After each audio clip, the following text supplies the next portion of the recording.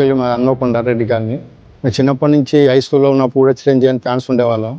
ఎప్పుడు ఏ రిలీజ్ అయినా కొత్త సినిమాకు మేము ఫస్ట్ డేనే చిరంజీవి గారి సినిమా చూసేవాళ్ళం. అంత అభిమానం మాకు చిరంజీవి గారు అంటే.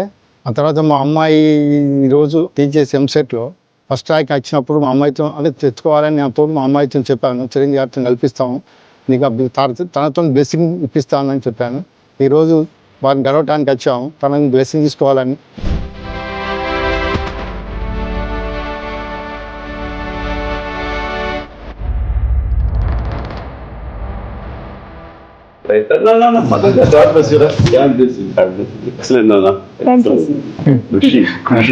అద్భుతం కృషి చేశారు.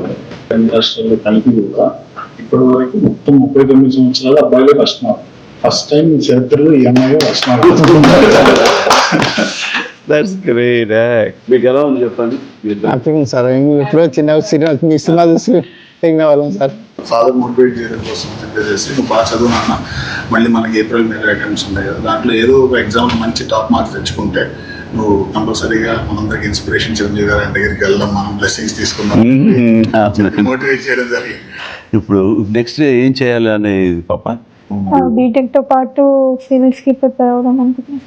Okay, excellent. ఓకే, చూడాలి మాకు ఉంటుంది.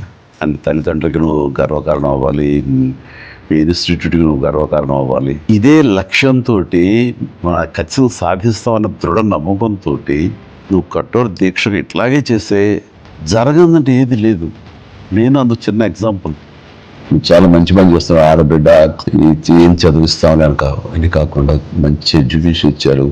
ఎప్పుడు ఏ అవసరం వచ్చినా సరే మీ బ్రదర్ని అనుకున్నాం, మీ ఇంటి పెద్దను అనుకున్నాం, నా దగ్గర అడగటానికి ఏమీ సంకోచించక్కర్లేదు. ఈ ఒక్క ఇబ్బందితోటి మాత్రం పాప జయం అనేది అయిపోతుంది. సొంతలో నేను అబ్బాయి ఒక ఐఏఎస్ ఆఫీసర్ అయితే చూడాలి మాకు ఉంటుంది. రావాలి అండ్ తల్లిదండ్రులకి నువ్వు గర్వకారణం అవ్వాలి. ఇంకెవరిని కలవాలనుకుంటున్నావమ్మా? మీరే సార్ అంటే నాకు ఇది సంతృప్తి ఇచ్చిన సంఘటన అమ్మా.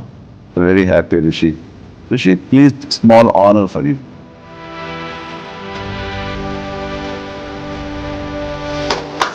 Right.